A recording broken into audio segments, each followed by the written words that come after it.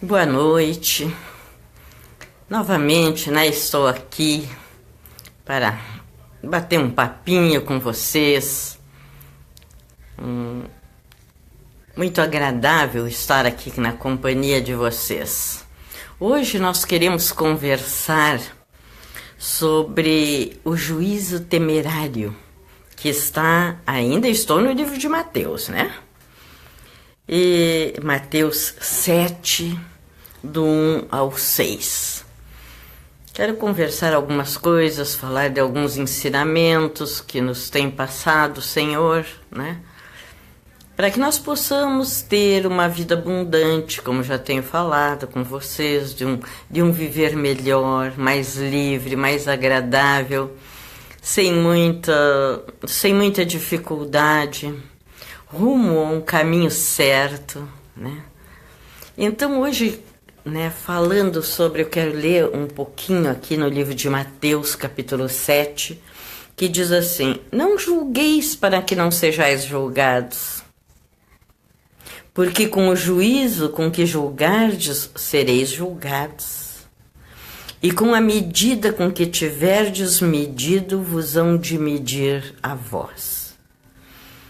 E por que reparas tu no argueiro que está no olho do teu irmão, e não vês a trave que está no teu olho? Ou como dirás a teu irmão: deixa-me tirar o argueiro do teu olho, estando uma trave no teu? Hipócrita, tira primeiro a trave do teu olho, e então cuidarás em tirar o argueiro do olho do teu irmão. E aqui no 6 nos vem uma recomendação assim: não deis aos cães as coisas santas, nem deite aos porcos as vossas pérolas. Não aconteça que as pisem com os pés e voltando vos despedacem. Muito sério, isto que o Senhor nos fala neste capítulo, nestes versículos desse capítulo 7 de Mateus. O Senhor nos fala em julgamento. E sempre a gente incorre naquilo que já foi falado, assim, sobre o amor, sobre o amar o próximo, Todas as coisas que o Senhor nos ensina, tudo que o Senhor nos fala, sempre que nos repreende, ou sempre que nos mostra um caminho, sempre chega ao ponto do amor. Tudo é amar, nos ensinando a amar, nos ensinando a respeitar, nos ensinando a entender o outro, nos ensinando a viver de uma forma mais simples, mais agradável, mais limpa, mais transparente. E o amor nos dá tudo isso. Sem amor é impossível fazermos qualquer coisa boa. Sempre que pensarmos em fazer qualquer coisa boa, temos que pensar em amar, fazê-lo com amor. Fora do amor não tem coisa boa. Eu não falo desse amor comum que as pessoas clamam e proclamam. Aí é o amor verdadeiro. Amar as pessoas com sentimento real. Porque tudo vem do amor perfeito de Deus. Então nós temos que amar da forma mais pura possível, da melhor forma. O amor é bonito, o amor é lindo, E assim Deus quer que vivamos, neste amor. E aqui assim, não julgueis para que não sejais julgados, E com o mesmo juízo que julgamos os outros, seremos julgados. Com a mesma medida que medimos os outros, seremos medidos.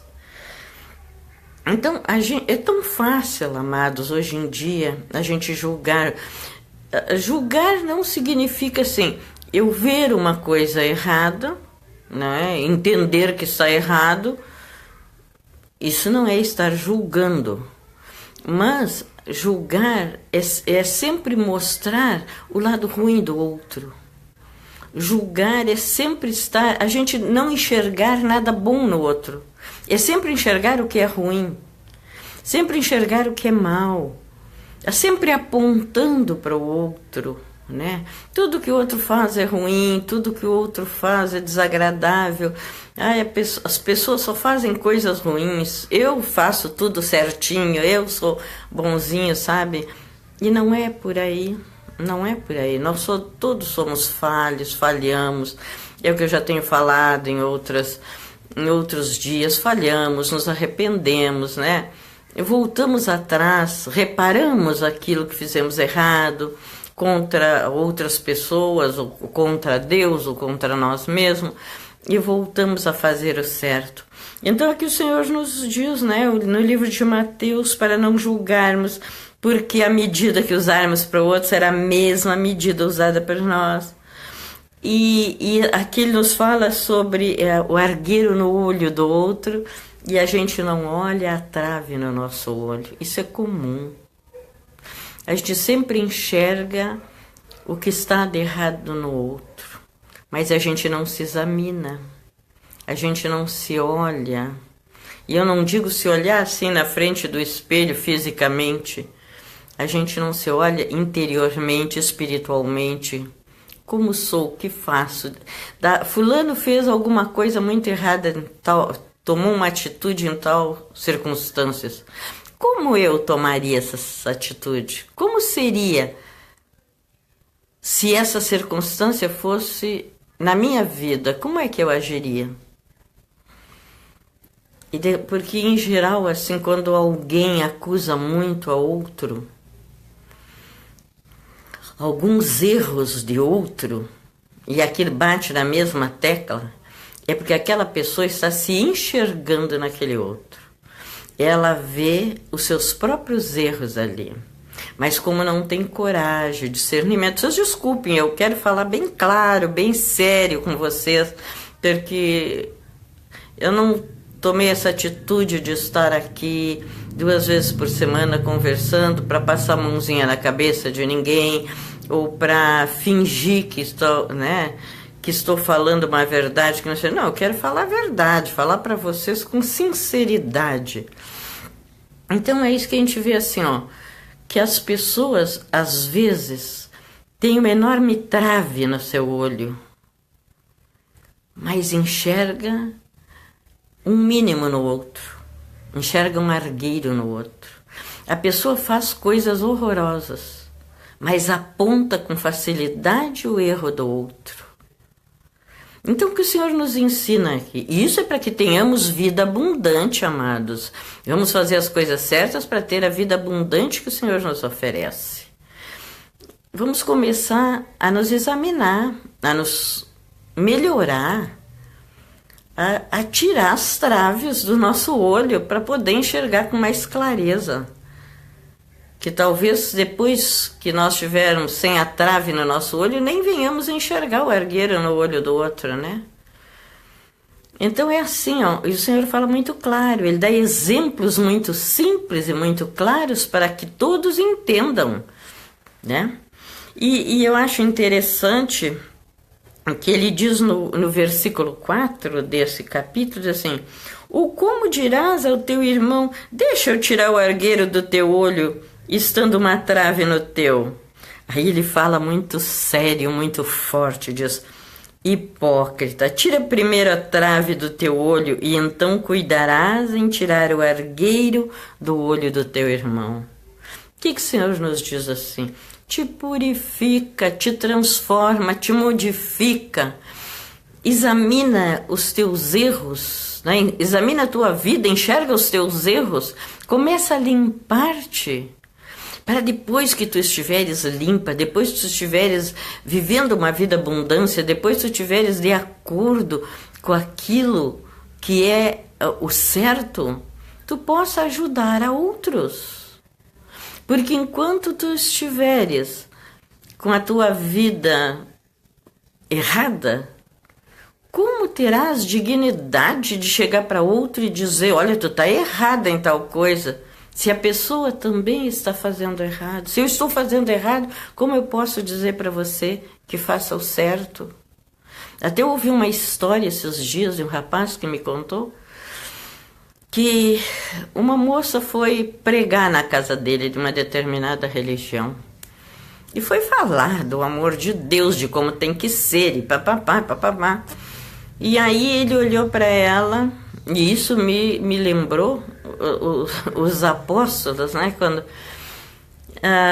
Quando Jesus está aqui na Terra, houve ocasiões assim que se fez coisas assim, que eles fizeram, né? E aí, depois eu vou contar direitinho, senão eu deixei isso aí enredado. Que é assim, ó, essa moça foi falar e ele disse: tudo bem, aceito tudo que tu tá me dizendo. Só quero te perguntar uma coisa, tu já te transformou, tu mudou de vida? Eu te conheço, sei que tudo isso que tu estás me ensinando, querendo que eu saiba, tu não vives assim. Tu não tem moral para vir me dar lição quando tu não vives uma vida com retidão. Então o que aconteceu aí? Saiu envergonhada. Porque tu não pode querer tirar o argueiro do olho do teu irmão sem tirar a trave do teu olho. Eu contei essa historinha para ficar bem claro assim, as coisas que acontecem, né? Então a gente tem que ter muito cuidado, queridos, com o que a gente fala, com o que a gente quer mostrar para os outros, que as pessoas conhecem a nossa vida. Ninguém vive numa ilha isolada, e hoje muito mais com a tecnologia, com tudo que acontece, com a rapidez que as notícias correm, que as coisas, que todo mundo é visto, todo mundo é conhecido. Então a gente tem que ter muito cuidado para não andar com uma trave no olho querendo soprar argueiro dos olhos dos outros, né? E eu estou aqui mostrando para vocês algo que Jesus Cristo deixou registrado. Não é algo assim que eu esteja inventando, que eu esteja dizendo, isso aqui escrito com todas as palavras que eu li, sem tirar nem pôr. E ainda no 6 ele diz assim, ó: não deis aos cães as coisas santas, nem deiteis aos porcos as vossas pérolas. Não aconteça que as pisem com os pés e, voltando-se, vos despedacem. O que ele quer nos dizer aqui? Ele quer nos dizer assim, ó, que tem pessoas que não aceitam a palavra de Deus. Tem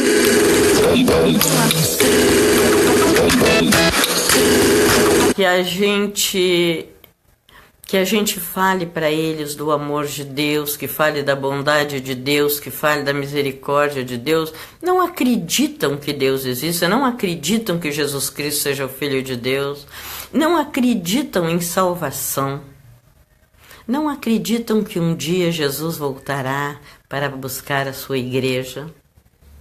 Mas, como eu já disse outra vez, acreditem ou não, isso vai acontecer. É bíblico, está escrito, registrado, e a palavra de Deus ninguém conseguiu mudar uma linha, uma vírgula.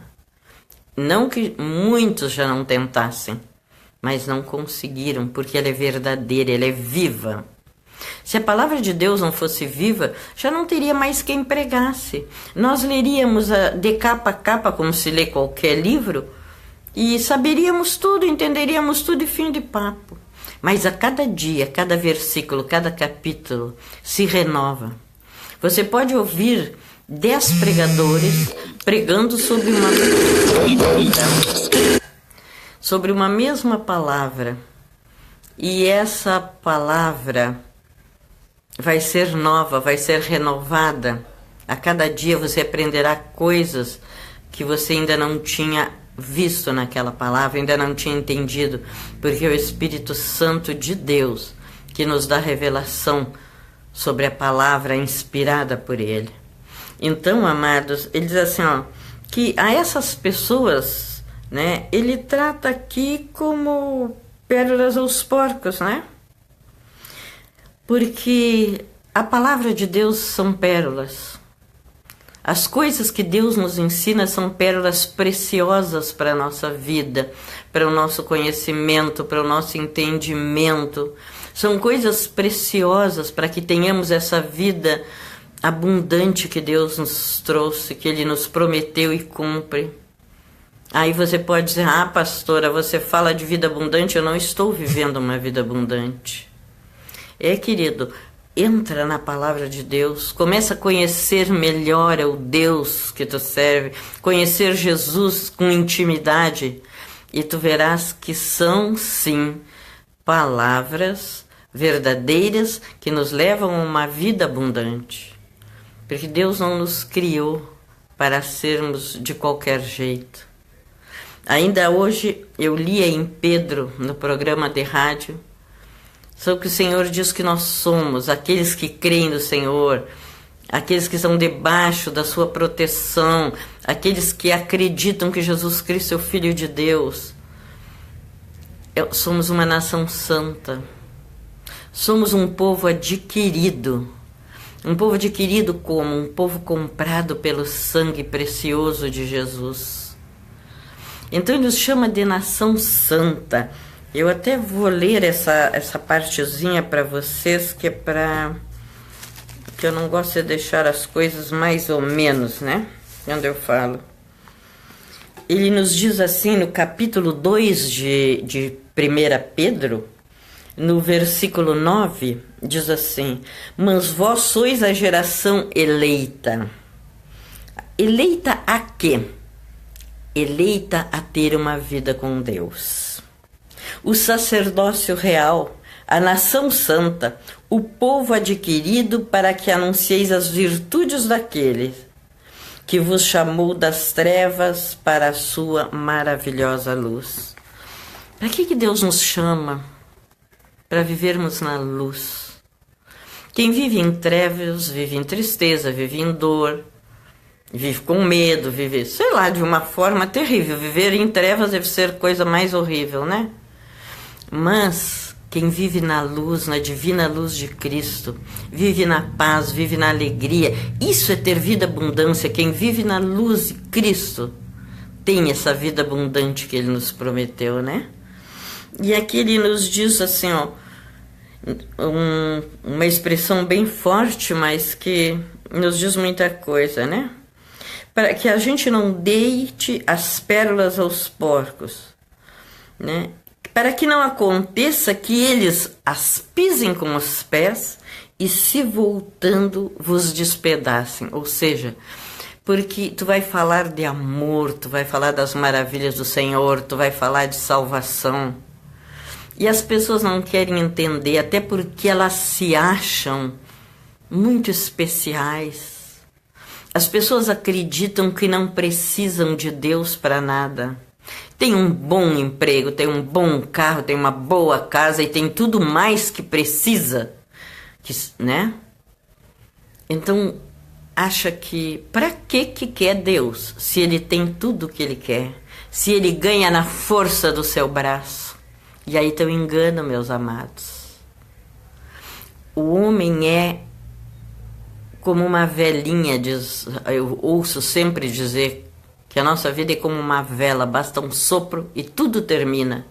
Então toda a riqueza, toda a força, todo o poder, todo o orgulho, toda a vaidade, todo o conhecimento humano se termina ali, quando Deus sopra, chegou o teu tempo, porque o Senhor é o dono do tempo.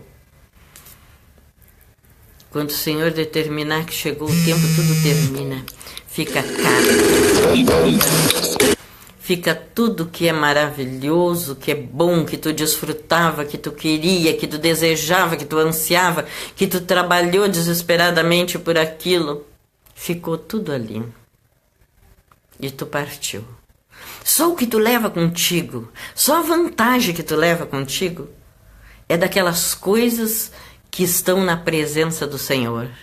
Aquilo que tu fizesse, não porque tu foi bonzinho pro vizinho, não porque tu fez sopão para meia dúzia de carente, não porque... Nada disso.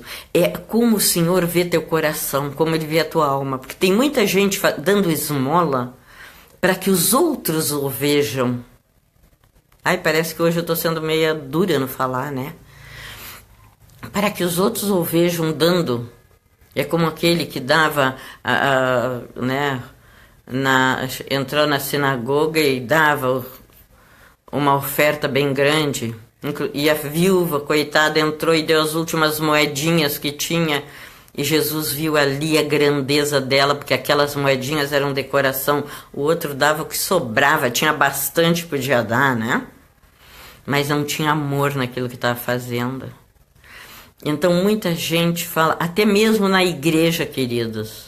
Há N igrejas, glória a Deus, aleluia, que aconteçam isso mesmo, que isso é muito importante para o povo. Mas mesmo nas igrejas tem pessoas que estão dentro das igrejas por modismo, que estão cantando louvores gospel porque é moda,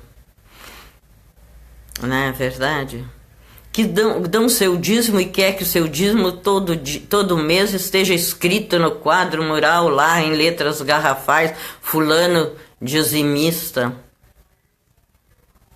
Por quê? Que é para aparecer para os outros ficarem sabendo, fulano faz, fulano dá. Mas Deus pouco se importa com o teu dinheiro, com o teu dízimo. A gente dá dízimo sim na igreja, porque a gente tem que sustentar a igreja. A igreja paga aluguel, a igreja paga luz, paga água, paga imposto, paga tanta coisa, né? Para quem conserte uma coisa ou outra, sempre tem coisas para fazer. Então a gente precisa dar aquilo para essa. Não é que Deus precisa do teu dinheiro. Sabe qual é o segredo do dízimo? Obediência. Se tu dá com amor para ajudar na obra de Deus, tu está obedecendo o que Deus te disse. Dá o dízimo da tua plantação, não é? E é isso, assim, eu não estou falando de dinheiro para... Eu não vou negar também que tem gente que pede, né? Eu já não concordo, mas também não vou falar nada que, boca calada não entra mosca, né? Assim que dizem. Então tem que falar daquilo que eu vivo, daquilo que eu convivo, do que eu vejo... Até hoje eu vou falar um pouco mais sobre a religião, do que eu vejo nos meus pastores, né? Que eu tenho muita admiração pelo meu pastor. Ele é um homem perfeito? Não. Tem erros como todos nós, né? Mas ele é um homem de muita integridade, dignidade. E um homem que não explora o povo. E isso faz com que eu tenha muito respeito por ele, né? E então eu fugi do assunto, assim, veio isso no meu coração, assim, eu fui falando para vocês. Mas eu estava falando aqui no que... né, não jogar pérolas para os porcos, porque de repente tu tá fazendo um esforço para falar para alguém do amor de Jesus. Por quê? Porque tu quer ver aquela pessoa numa vida melhor, para que aquela pessoa saia da vida de tribulação, da vida ruim que está levando, para que aquela pessoa entre para participar da luz que é Jesus, né, o caminho, a verdade e a vida. E tu faz um esforço, e a pessoa sempre te debochando, sempre te criticando, sempre falando mal das coisas de Deus. Então isso tu estás fazendo e jogando pérolas aos porcos. Procura outras, tem pessoas com sede e fome de justiça, sede e fome da palavra de Deus, sede e fome do conhecimento de Deus, né? Sede de Deus, de Jesus Cristo, água viva, sede do pão da vida, fome do pão da vida, que é Jesus Cristo, que é o pão da vida, né? Então, amados, eu acho assim que, e por isso eu dizia sabe, agora me passou uma coisa, um lampejo assim, eu esqueci o que eu ia dizer exatamente para vocês. Mas eu quero dizer para vocês assim, não vamos jogar pérolas aos porcos. Não, eu ia dizer assim, que muitas pessoas que acreditam que vivam na força do seu braço, pessoas que acreditam que tudo que conquistaram foi pelo seu esforço, pela sua inteligência, pela sua capacidade, eles têm um vazio dentro deles. Tem um grande vazio, muitas vezes inconfessável. São pessoas insatisfeitas. Eu vejo pessoas que dizem assim, e vejo muito na televisão também essas coisas, alguns programas bobo aí, que as pessoas se satisfazem em comprar. Quando está triste, vai para o shopping e compra. Então, por tudo, se estão desgastadas dentro de casa e compram. O que significa isso? é querer preencher um vazio da sua alma. E eu quero dizer para vocês hoje que o vazio que existe nessa alma ansiosa é exatamente do tamanho de Jesus. As pessoas não conhecem, não querem conhecer a Jesus. Mas enquanto não conhecerem, esse vazio permanece. E essa ansiedade, esse desespero, essa coisa que acha que ela falta de alguma coisa, está faltando alguma coisa. O que é essa coisa que falta? É Jesus, é a sua palavra, é o preenchimento para as nossas vidas. Até acredito que alguém esteja me escutando e acho que não. Diz, não, não é por aí. Mas eu quero te dizer, amado, é por aí. Se tu é dessas pessoas que está com esse vazio na tua alma, procura ler a palavra, procura conhecer Jesus e tu vai fechar esse vazio, vai suprir esse vazio, vai preencher esse vazio. Porque Jesus quer nos ajudar a vencer as nossas dificuldades. Jesus quer e faz, né? Quer estar do nosso lado, nos defendendo, porque nós somos muito importantes para o Senhor. Nós somos criados para o seu louvor, nós somos a coroa de Cristo. Foi a melhor coisa que Ele fez na criação, foi o ser humano. Foi a coisa mais bela que Ele fez, que Ele olhou e viu que era a coisa mais bela, o ser humano. Só que as pessoas, né, nem todos pensam igual. E isso é mais ou menos assim, né? Ele nos disse que nos deu livre-arbítrio, Ele nos fez, nos criou e nos deu o livre-arbítrio. Faça da tua vida o que tu quiseres, o que tu bem entenderes. Age do jeito que tu achares melhor. Só que tem as consequências, né? Do jeito que tu achares melhor. Se é uma vida devassa, se é uma vida, sei lá, fora dos caminhos do Senhor, se é uma vida que negligencia a palavra, os ensinamentos, tu tem uma recompensa determinada. Se a tua vida estiver dentro dos caminhos do Senhor, terás uma vida abundante ainda aqui na terra. As promessas do Senhor não são só para quando estivermos com Ele no céu, são para aqui e agora. As promessas de Deus são para hoje, para todo aquele que crê, para todo aquele que se achega ao Senhor. Porque diz a palavra, se tu te achegares a Deus, Ele se achegará a ti. Tu faz um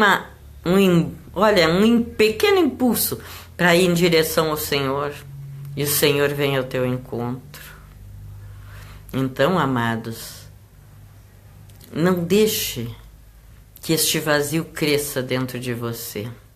Preencha esse vazio com a presença de Deus, com a presença do Espírito Santo. Pare de viver uma vida tribulada, uma vida de cansaço, uma vida de mágoas, de dores. Por que Ele nos diz aqui, não julgueis? Você imagina uma pessoa que vive assim, julgando os outros, fazendo juízo, é uma pessoa feliz? Eu acredito que não.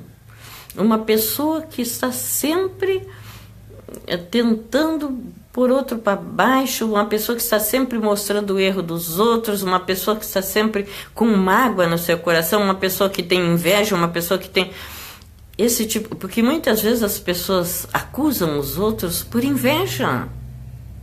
As pessoas não conseguem ser assim como aquele. Se alguém é muito alegre, sempre tem alguém de credo, sempre com num sorriso, até dizem de uma outra forma, assim, sempre sorrindo, sempre brincando, sempre, às vezes tem mais seriedade, de ter mais compostura, é porque aquela pessoa tem inveja daquela outra. Não é que a outra não tenha compostura, a outra é feliz, a outra é alegre, a outra mostra e demonstra a sua alegria. E essa outra pessoa que comenta contrário, gostaria de fazer isso e não consegue. Então, de certa forma, critica. né? Se a pessoa é muito quieta, ai que parece uma boba, é muito quieta, não sei o quê, né? Tem pessoas que estão sempre achando, um porque é quieto, o outro porque é alegre, um porque sorri alto, o outro porque não sorri, um porque come muito, o outro porque não come, sei lá, e assim a coisa toda, né? Sempre tem alguém criticando alguém. Por quê? Porque essas pessoas que são críticas, que julgam, são infelizes. Podes crer. Porque sabe que tem pessoas, eu já ouvi, eu nos meus muitas décadas, né? Eu já ouvi muita coisa, já convivi com muita gente maravilhosa, preciosa, mas a gente ouve muitas coisas e deduz muitas coisas, né, do que ouve, aprende muito, e a gente vê as pessoas estarem criticando, estarem magoando, estarem, né, se achando as melhores do mundo, mas a gente está vendo que as pessoas não são felizes, que as pessoas não têm alegria de viver, que as pessoas passam pela vida vivendo de uma forma ruim, de uma forma tenebrosa, vamos dizer assim.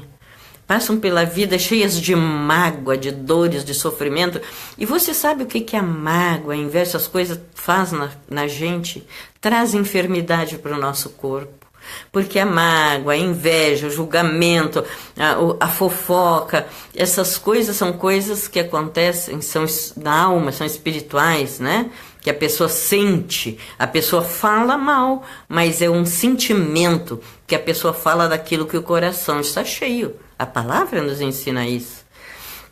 Então vive sempre falando mal do outro, de um ou de outro. Essas pessoas são muito infelizes, elas não têm uma vida boa, uma vida bonita. E para que, pergunto eu, viver uma vida tribulada, triste e trazendo enfermidade para o corpo? E trazendo mágoa, olha, a fulana tem ou não tenho.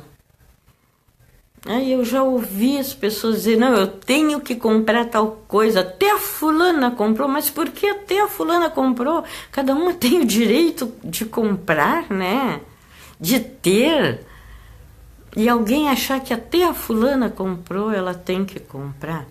E aí ela não consegue. O que ela vai arrumar para ela? Uma úlcera?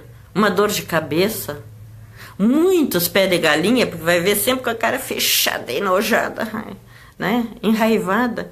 Tudo isso traz dor, traz tristeza, traz mágoa. Vamos nos livrar disso. Vamos deixar o julgamento para... Tem pessoas que são, na sua profissão, preparadas para julgar, como juízes, magistrados, né?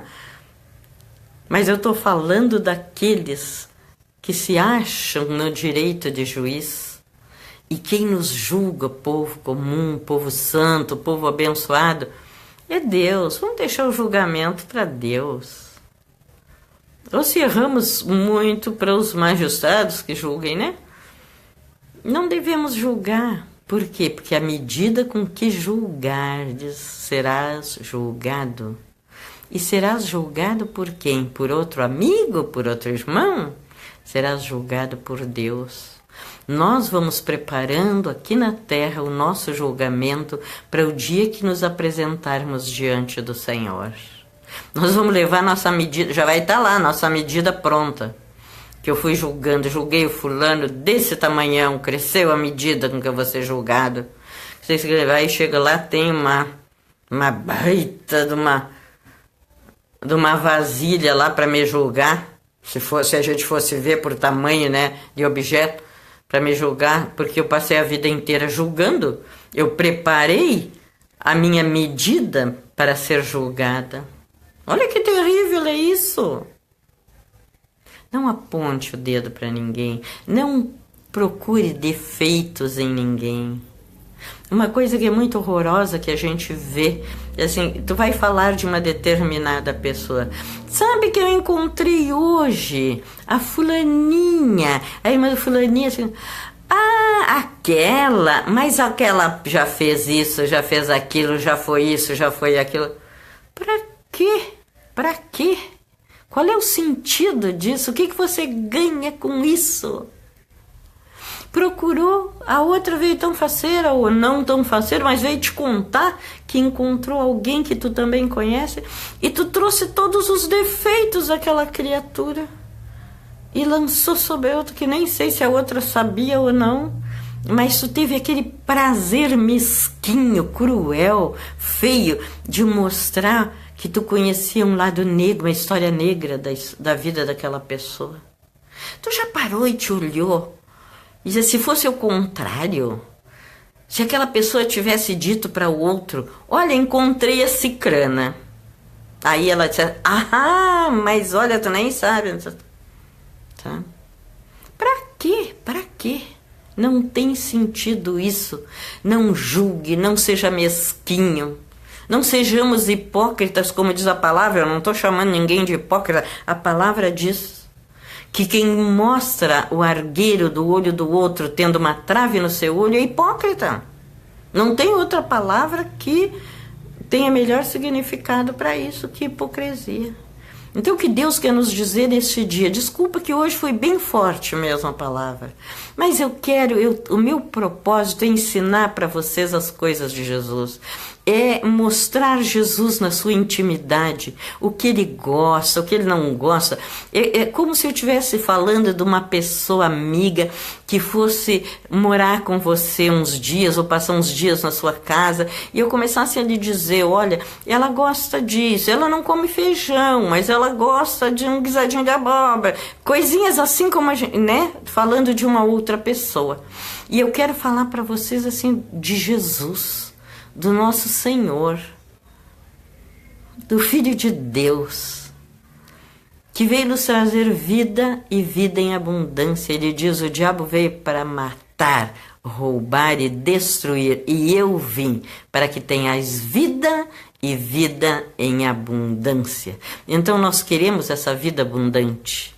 E porque eu vejo, amados, não muito longe, perto de mim, converso com um, converso com outro, vejo gente vivendo vida de destruição e de amargura.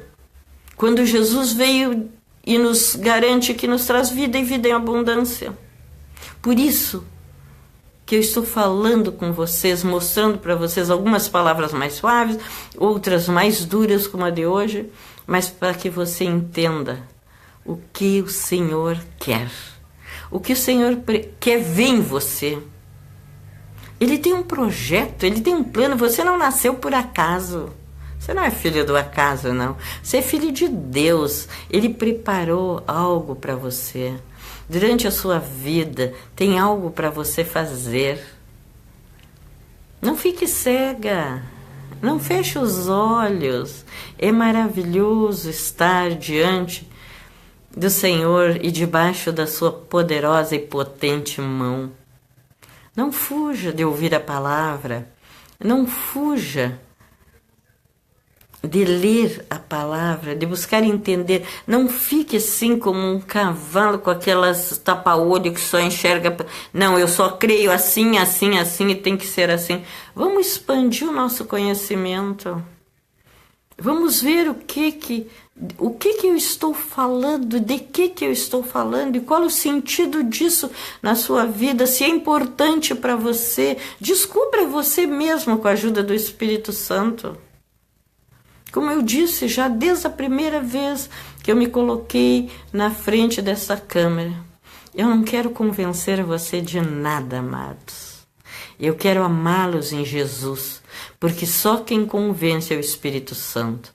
Mas para que você tenha o direito de escolha, eu estou aqui lhe apresentando Jesus dia a dia. O que Ele quer para você, o que Ele quer que você faça, como é que Ele quer que você haja, o que Ele vê em você.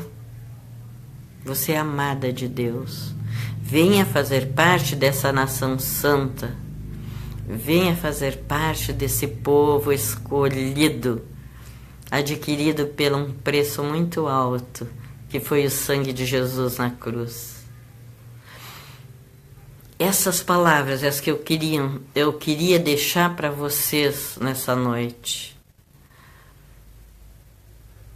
Você tem todo o direito de escolha, de gostar, de não gostar, né? Mas eu fico muito feliz em estar aqui com você. Eu fico feliz em estar cumprindo o projeto de Deus na minha vida. Eu fico agradecida a Deus por cada uma de vocês. Eu vejo passar os nomes aqui e fico feliz com vocês. Fico agradecida a Deus pela vida de vocês. E nesse momento eu quero pedir ao Todo-Poderoso, ao nosso Deus, Deus Pai, Deus Filho e Deus Espírito Santo, que vos abrace, que se mostre realmente a vocês, para que vocês possam ter entendimento da sua palavra, do que verdadeiramente Ele é e o que Ele quer. Né? Eu peço a Deus que neste momento traga cura àquele que está precisando de uma cura. Traga saúde àquele que perdeu a sua saúde.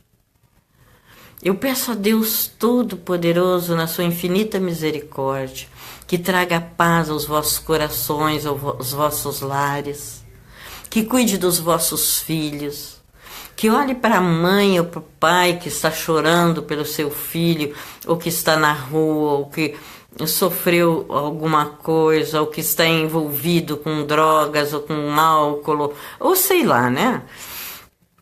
Com alguma coisa que esteja entristecendo o coração dessa mãe, desse pai. Que Deus toque os vossos corações e traga paz. Que resgate os vossos filhos para dentro dos vossos lares, para que vocês possam cuidá-los, protegê-los com a ajuda de Jesus. Eu peço a Deus nessa noite que traga paz, muita paz a cada vida abundante em cada um de vocês, nos vossos lares, e que todos possam receber as bênçãos do Senhor. Eu vos abençoo em nome de Jesus e até quinta-feira. Tchau, um beijo no vosso coração, tá?